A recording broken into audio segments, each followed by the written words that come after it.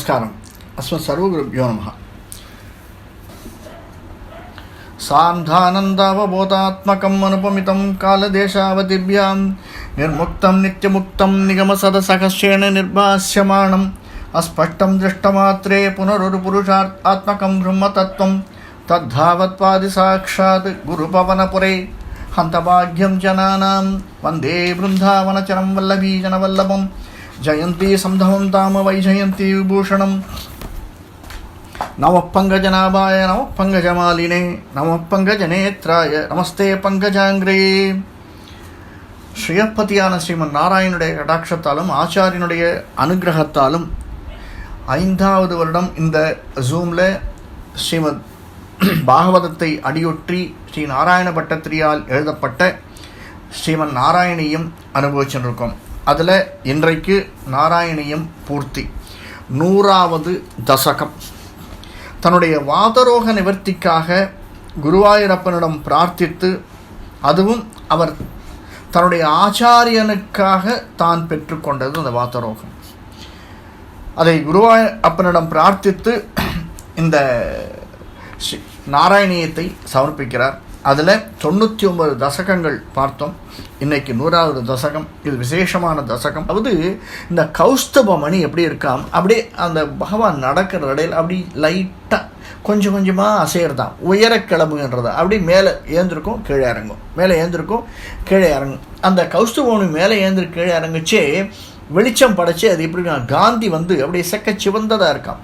இது அது மட்டுமல்ல, தங்களுடைய அழகான கழுத்தில் என்ன இருக்குது, கழுத்துக்கு கீழே சீவத்சங்கிற மரு இருக்கான். அது மிக மனோகரமாக இருக்கான். அந்த மனு சீவத்சரம்யம் அது ரொம்ப அழகாக இருக்குது. அது மட்டுமல்ல, பிரகாசிக்கிறது. என்னது பிரகாசிக்கிறது? முத்துமாலை கழுத்தில் அணிஞ்சிருக்கியே நீ, அந்த முத்துமாலை பிரகாசிக்கிறதாம். அந்த முத்துமாலை கழுத்தில் அணிந்து எங்கே வந்துட்டுருக்கு, உன்னுடைய மார்பு வரைக்கும் வருது. விசேஷத்தை உடையதான மார்பு வரைக்கும் வரக்கூடியது, பல நிறங்களை உடையது, அந்த புஷ்ப சமூகங்களை உடையது. அது நீ அப்படியே ஜல் ஜல்லு நடந்து வரைச்சே, குழந்தைய இப்படி அப்படியே ஆடச்சே அங்கும் இங்கும் சுற்றி தெரியறதான். அங்கும் இங்கும் சுற்றி தெரியச்சே என்ன ஆறுதான், நீ கழுத்தில் போட்டுருக்கிய அந்த மணி மாலை அதில் தாமரை புஷ்பங்களோடு இருக்கக்கூடியது. இப்படியெல்லாம் இருக்கக்கூடிய புஷ்பங்களால் ஆன மாலை, முத்துக்களால் ஆன மாலை, இதையெல்லாம் வண்டுக்கள் வந்து இந்த பக்கம் போச்சே அந்த பக்கம், அந்த பக்கம் போச்சே இந்த பக்கம், வண்டுக்கள் அப்படியே எந்த பக்கம் அலபாயிருது. வண்டுக்கள் என்ன பண்ணுறதுன்னு தெரியலையே கிருஷ்ணா. அந்த வனமாலையை தங்களுடைய மார்பிலை தொகுகின்ற ரத்தன மாலை, இப்படி ஒவ்வொரு மாலையும் அந்த சீவத்சங்கிற மறு, இப்படி ஒன்றொன்றையும் நான் பார்த்து ரசிச்சுட்டு இருக்கேன். என்னுடைய மனசால் தியானிக்கின்றேன் பாவையே. நான் என்னுடைய லம்பமானாம் ரத்னமாலாம் ஒன்றொன்றும் அதையெல்லாம் நான் வனமாலாம் லம்பமானாம் ரத்னமாலாம் பாவையே நான் தியானிக்கின்றேன். ஒன்றொன்றையும் உன்னை பார்த்து நான் இப்போ தான் ரசிக்கிறேன். இது வரைக்கும் என்னுடைய வாதரோகம் இருந்து அதை நிவர்த்திக்கிறதுக்காக உன்னுடைய லீலா வினோதங்களை சொன்ன நான் இப்பொழுதுதான் உன்னை பார்த்து ரம்யமாக ரசிச்சுட்டு இருக்கேன். ஆஹா, என்ன என்னுடைய தியானத்திலே வரக்கூடியது அத்தனையும் எவ்வளவு கவர்வதாக இருக்கிறது அப்படிங்கிறாராம். அதற்கு அடுத்து சொல்கிறார், ஒவ்வொரு 5 விரல்கள் சொல்லிட்டு வரைச்சி வினோதமாக இருக்கு, ரொம்ப வினோதமாக இருக்கு அப்படின்னு சொல்கிறார். அங்கே பஞ்சாங்கராகி அதிசய விகஷத் சௌரபாகிருஷ்ட லோகம் லீனாநேக த்ரிலோகீக விததி அபிகிருஷாம் பிப்ரதம் மத்தியவல்லி சக்ராஸ்மன்யஸ்த தப்தோஜ்வல நகன நிபம் பீதச்சேலம் ததானம் தியாயாயாமோ தீப்தரஷ் விஸ்புடமணி ரச்சனா கிங்கிணி மண்டிதம் துவாம். உன்னுடைய சரீரத்தில், அங்கே உன்னுடைய சரீரத்தில் இருக்கு, அது என்ன தெரியுமா, பஞ்சரத்னம், 5 விதங்களான சந்தனை பூச்சி. அது அப்படியே அதிசயமாக இருக்குது, பார்க்குறதுக்கே அதிசயமாக இருக்குது. அந்த சந்தனப்பூச்சி வாசனை திரவியத்தோடு சேர்ந்ததாக இருக்குது. இங்கே நீ பூச்சி இருக்கிறது, இங்கே எனக்கு வாசனை வருது. அது மட்டுமல்ல, இப்படியே எல்லாரும் பார்த்துட்டு இருந்தால் எல்லாருடைய சமூகங்களும் என்ன ஆகுது, உன்னுடைய பிரம்மாண்டம் இருக்கு, உன்னுடைய அநேக பிரம்மாண்ட சமூகங்கள் இதில் இருக்கு. நடுவில் உன்னுடைய இடை இருக்கு, சின்ன எடை, மிக மெலிந்த எடை.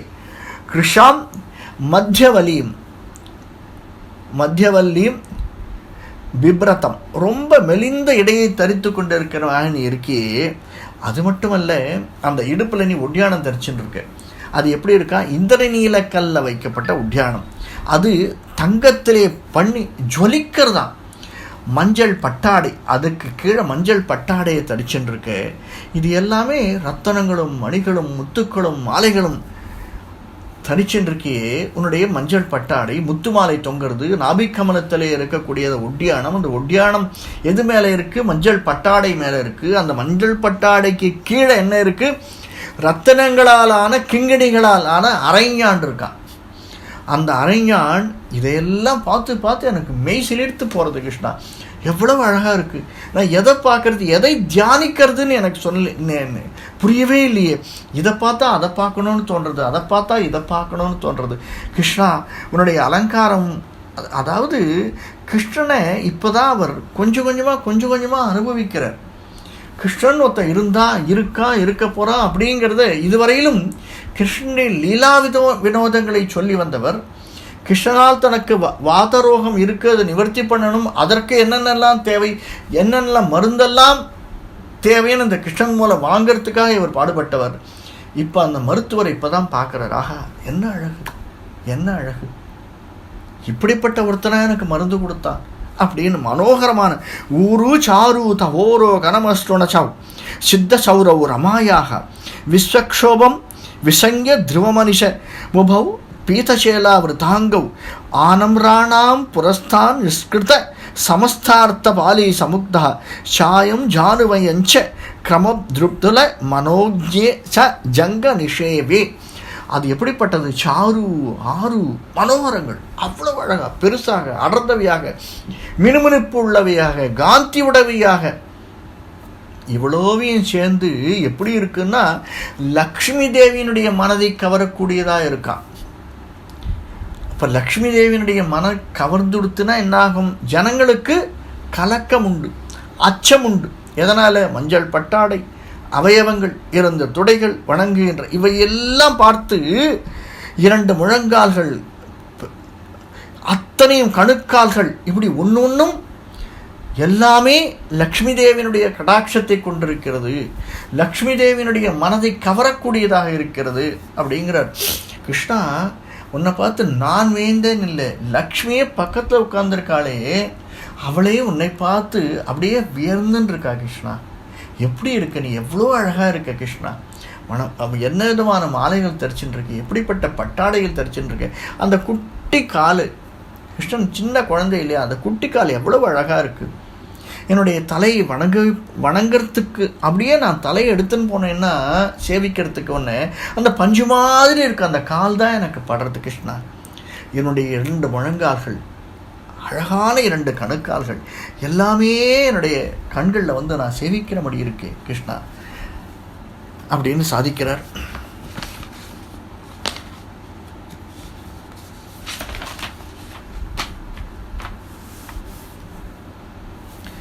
அது மட்டுமல்ல, நீ அந்த இப்போ கிட்டத்தட்ட மேலேருந்து ஆரம்பித்தார், கேசாதி பாதம் கிட்டத்தட்ட கணுக்கால் வரைக்கும் வந்துட்டார். இந்த பாதத்துக்கு மேலே இருக்கிறது சலங்கை. அப்படியே அந்த சலங்கை எனக்கு சல்னு, ஏன்னா குழந்தை இல்லையா, ரொம்ப வேகமாகவும் போகாது, மெதுவாகவும் உட்காந்துடாது. குழந்தை பார்த்தோன்னா எப்போயும் சுறுசுறுப்பாகவே இருக்கும். ஒரு 2 செகண்ட் ஒரு இடத்துல உட்காந்து உடனே மூவ் பண்ண ஆரம்பிச்சிடும். அந்த சலங்கை அப்படியே காதில் உயர்நலம் உடையவன் எவனவன் அப்படின்னு ஆழ்வார் சாதிக்கிற மாதிரி அது அப்படியே அந்த உயர்ந்துட்டே இருக்குது, அந்த ரம்யமான சப்தம் இருக்குது, உயர்ந்துட்டே இருக்குது. அதை தான் சொல்கிறார். மஞ்சீரம் மஞ்சுநாத இரிவ பதபஜனம் ஷேய இத்தியால பந்தம் பாதாகிரம் பிராந்தி மஜ்ஜத் பிரணதஜன மனோ மந்தரோ உத்தார கூர்மம் உத்துங்காத் ஆரம்ப ராஜ நகர ஹிமகர ஜோத்சனாய ஜோத்ஸ்னயா சாஷிதானாம் சந்தாப துவாந்த ஹந்திரீம் ததிமனு கலையே மங்களாம் அங்குலீனாம் அப்படிங்கிற உன்னுடைய திருவடிகளை சேவிப்பதற்கு ஸ்ரேயஸ்தான் காரணம், அவனுடைய அழகு தான் காரணம், அந்த இனிமையான நாதங்கள் தான் காரணம். அப்படியே உன்னுடைய பாத ரசம் இருக்கு. அந்த அதை இப்போ இது வரைக்கும் அவர் சொல்லிகிட்டே வந்தவர், இதை பார்த்த உடனே எல்லா விதமான ஞானமும் வந்து சூழ்ந்துடுறது, அஞ்ஞானம் விலகிடுறது அப்படிங்கிறார். அஞ்ஞானத்தில் மூழ்பவர்களும் தன்னை வழங்குகின்றவர்களாய் அவ்வளவு மனசார மந்தார மலையை உயரத் தூக்குவது போல ஆமை போன்ற நுனிக்காலை உடையது அப்படிங்கிறார். இந்த ஆமை ஏன் சுவாமி ஆமை உதாரணமாக சொல்கிறாருங்க. ஆமையை போல நுனிக்காலையும் அப்படிங்கிறார். நுனியில் காலை கொஞ்சம் அந்த மூக்கும் காலையும் வெளியே நெட்டுக்கும். ஏதாவது வேண்டாத பொருள் பட்டுதுன்னா உடனே உள்ளே இழுத்துக்கும். பகவான் எப்பயும் உள்ளுக்குள்ளே தான் ஒரு ஆமை ஓடு மாதிரி பார்க்கடலில் படுத்துட்டே இருக்கான். தன்னை விஸ்தரிக்கிறான். அந்த வேலையை முடிஞ்சவொடனே தன்னை உள்ளே இழுத்துக்கிறான். அவ்வளோதான். அதை சொல்கிறதுக்காக தான் வந்தது. எல்லாம் உன்னிலிருந்து உண்டானது, உன்னிலிருந்து வெளியே வருகிறது. அந்த வேலையை முடிஞ்சவொடனே திரும்பி உள்ளே போய்டுறது. அதனால தான் அந்த ஆமை போன்ற நுனிக்காலையும் அப்படின்னாரு. உயர்ந்தவன் சற்று சிவன் நகங்கள், அப்படியே அந்த நகங்கள் பாலிஷ் பாட்ட மாதிரி இருக்கா, இல்லை நெயில் பாலிஷ் பாட்ட மாதிரி இருக்கா, சிவந்ததா லைட்டாக அந்த சிவந்த நகங்கள், பிரகாசிக்கக்கூடிய நகங்கள். அது எப்படி இருக்குது, சந்திரனுடைய நிலாவினால் ஆශ්‍රயித்த மாதிரி இருக்கான். அதாவது நிலாவில் போய் நின்னா குழந்தைகள் நகம் அந்த அந்த பிம்பம், அந்த நிலாவுடைய ஒளிப்பட்டு சிதறல் இருக்கும் இல்லையா. சூரியனுடைய ஒளிப்பட்டால் ரொம்ப பிரைட்டாக இருக்கும், நிலாவினுடைய ஒளிப்படைச்சி சிதறல் இருக்கும். ஆனால் அங்கே ஒரு குளிர்ச்சி இருக்கும். கண்ணை அப்படியே கண்ணாடியை வச்சுட்டு நிலாவை பார்த்தோம்னா கூட நிலாவினுடைய பிம்பம் தெரிஞ்சால் நம்ம கண்ணை உறுத்தாது, சூரியனுடைய பிம்பம் தெரிஞ்சால் கண்ணை உறுத்தும். அதனால தான் சொல்கிறார், அந்த அஞ்ஞானம் மனசுக்குள்ளே இருந்தாலும் அஞ்ஞானத்தை எல்லாம் நாசம் செய்யக்கூடியதாக, மங்களத்தை கொடுக்கக்கூடியதாக உங்களுடைய பாதத்தில் இருக்கக்கூடிய நகங்களையும் விரல்களையும் அவை அனைத்தையும் நான் தியானிக்கிறேன். இப்படி கேசாதி பாதம் வர்ணிச்சுன்னு வர்றார். இந்த கேசாதி பாதம் வர்ணிக்கச்சே இதை இவர் நம்ம வேதாந்த தேசிகர் காமாசி காஷ்டகத்தில் ஒரு வார்த்தை சொல்கிறார். எல்லாத்தையும் காக்கிறவன் நீ தான், அனைத்தையும் காக்கக்கூடியவன் நீ தான். ஆனால் எனக்கு உங்கள்கிட்டேருந்து என்ன வருது அப்படின்னா, உன்னை நான் பார்க்குற போது சௌலபியம் சௌசியன்னு ஒற்று அந்த அழகு, உன்னையே நான் பார்க்க வேண்டும் என்ற உறுதி, உன்னிடம் இருக்கக்கூடிய கருணை, இவை அனைத்தும் எனக்கு வருது அப்படிங்கிறார். துவயி ரக்ஷதி ரக்ஷகைக்க மன்யைகி துவைஷா ரக்ஷதி ரக்ஷகைக்க மன்யைகி இது நிச்சித தீஷ்ரயாமி நித்யம் நிருஹரே வேகவதி தட்டாசிரயம் தும். ஹே ஹரே நிருஹரே நரசிங்க பெருமாளையே, நீ காக்கிற போது காப்பவர்களால் என்ன பயன்? ரக்ஷதைக்கு மன்யேகி என்ன பயன்? துவயி அரக்ஷதி, காக்காமல் இருக்கும் பொழுதும் காப்பவர்களால் என்ன பயன்? அதாவது நீ காத்தால் உண்டு, நான் உன்னை பார்த்தேன்னா உண்டு, மற்றதெல்லாம் பார்த்து என்ன பயன்? நீயே செய்யலைன்னா வேறு யாரால செய்ய முடியும்? நீயே அழகாக இல்லைன்னா வேறு எது அழகாக இருக்கும்? நீயே எனக்கு கருணை காட்டலைன்னா வேறு யார் எனக்கு கருணை காட்டுவா? இதே மீனிங்கை தான் பட்டத்திரியும் சொல்கிறார். எல்லாத்தையும் நான் பார்க்குறேன், உன்னுடைய அழகும் உன்னுடைய கருணையும் உன்னுடைய கேசாதி பாதமும் எனக்கு அட்ராக்ஷன் தருது, வேறு எதுவுமே என்னை ஈர்க்கவில்லை. உன்னிதே ஈர்க்கலைன்னா வேறு எது ஈர்க்கும் கிருஷ்ணா? என்ன எதுவுமே ஈர்க்காது. அப்படிப்பட்ட நான் உன்னை தியானிக்கிறேன். ஹே நாதா குருவாயூரப்பா கருணை கடலே. அடுத்த ஸ்லோகத்தில் சொல்கிறார், யோகீந்தராணாம் त्वतङ्केष्वधिक सुमधुरं मुक्तिबाजां निवासो भक्तानां कामवर्ष्यद्युतर्किसलयं नाददे पादमूलं नित्यं चिद्दस्थितं मे भवनपुरपते कृष्णकारुण्यसिन्धो हृतिवा निश्चेषपादान् प्रतिशतु பரமானந்தசந்தோகலக்ஷ்மி. எதை எடுத்தாலும் வேதாந்தேசியருடைய இதில் லக்ஷ்மி இல்லாமல் எதுவும். ஹே குருவாயூரப்பா நாதா, எப்படிப்பட்டவன் நீ? காருண்யன், காருண்ய சிந்தோ கிருஷ்ணா, கருணை கடலை. ஹே கிருஷ்ணா, யோகீஸ்வரருக்கெல்லாம் மிக மதுரமாக இருக்கக்கூடியவன், அதிமதுரம், சாதாரண மதுரம் இல்லை, அதி மதுரம், மிதமித மதுரமானது, மோட்சத்தை அடைந்தவர்களுக்கு வாசஸ்தலமானது. இது முக்திபாஜாம் நிவாசக பக்தானாம், பக்தர்களுக்கு அபீஷ்டத்தை விருட்சிப்பதில் கற்ப விருட்சத்தொழி போன்றது. அந்த கற்ப விருட்சத்தை கொடுத்தவனே இவன் தான். ஆனால் உதாரணம் நம்ம என்ன சொல்கிறோம், கற்ப விருட்சம் போல் மகாவன் கொடுக்குறான்னு சொல்கிறார். அந்த கற்ப விருட்சம் போல், காமதேனு போல், கற்ப விருட்சம் போல் இருக்குது. தங்களுடைய பாதமானது என்னுடைய சித்தத்திலிருந்து சமஸ்த தாபங்களையும் போக்கடித்து மோகலக்ஷ்மியை கொடுக்க வேண்டும். என்னை எப்பொழுதும் தங்கள் சித்தம் என்னை ஆசிரித்து கொள்ள வேண்டும். எப்பொழுதும் தங்களுடைய பாதத்தை நான் ஸ்மரித்து கொண்டிருக்க வேண்டும். அதுவே எனக்கு தியானமாக இருக்க வேண்டும் அப்படிங்கிறார். இதை நம்முடைய வேதாந்த தேசிகன் பாதுகாசாஸ்திரத்தில் சொல்றார் பாருங்க. அனோரணீயசீம் விஷ்ணோஹோ மகதோபி மகீயசீம் பிரபத்யே பாதுகாம் நித்யம் தத்ம தேனைவ சம்மிதாம். அந்த அணுவை போல சின்ன உருவம் எடுத்திருக்கக்கூடியது, மிகப்பெரிய உருவம் எடுத்திருக்கக்கூடியது யாரு? பகவான் குட்டியாக வரான். எங்கே? மகாபலி சக்கரவர்த்தி கிட்ட யாச்சகம் கேட்கறதுக்கு. அப்போது சின்ன குட்டி குழந்தையாக வரான். அவனுடைய நகங்களும் அவன் அணிந்திருக்கக்கூடிய பலவிதமான உடைகளும் ஆபரணங்களும் எல்லாம் எப்படி இருக்கு? அந்த குழந்தைக்கு தக்க மாதிரி இருக்கு. அவன் இரண்டாவது அடி கேட்கச்சே என்ன ஆறுது? திரிவிக்ரம அவதாரம் எடுக்கிறான். அந்த நகங்கள் எல்லாம் பெருசாருது, அவன் அணிந்திருக்கக்கூடிய ஆடை பெருசாருது, அணிகலன்கள் பெருசாருது. அதை தான் சொல்றார் இவர்.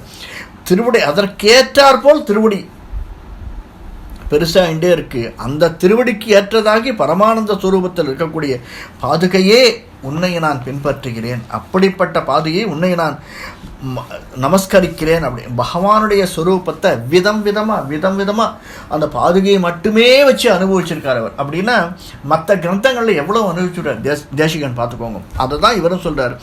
எப்பொழுதும் சமஸ்த தாபங்களையும் போக்கடிக்கக்கூடியதாக அந்த பாதுகையை பாதாரவிந்தத்தை நான் நமஸ்கரிக்கிறேன். எனக்கு மோட்சலட்சுமியை கொடுக்க வேண்டும், எனக்கு மோட்சத்தை கொடுக்க வேண்டும். இங்கே க்ளீனாக சொல்கிறார். என்ன? பரமானந்த சந்தோகோ லக்ஷ்மீம் பிரதிஷது, எனக்கு மோட்சலட்சுமியை கொடுக்க வேண்டும். அப்படின்னா என்ன அர்த்தம்? இதுவரைக்கும் எனக்கு இருந்த வாதரோகத்தை நீ நிவர்த்தி பண்ணிட்ட. நீ வாதரோகத்தை நிவர்த்தி பண்ணதுக்கு அப்புறமா எனக்கு ஞானம் உன்னையே பார்த்துட்டு இருக்கேன். இப்போ அல்டிமேட்டாக எனக்கு என்ன வேணும்? வேற ஒன்றும் வேண்டாம் இந்த உலகத்தில். உன்னுடைய மோட்சலட்சுமி மட்டும்தான் எனக்கு வேண்டும், உன்னுடைய பாதாரவிந்தம். ஏன்னா அங்கேருந்து பார்த்துன்னு வர்றார். இங்கே கேட்டார் இல்லையா, அந்த ஒரே ஒரு 10 பாசுரத்தில் ஒன்று பார்க்கறத தவிர எனக்கு ஒன்றுமே இல்லை. அரங்கனிடம் உன்னையெல்லாம் எனக்கு வேற ஒன்றுமே இல்லை.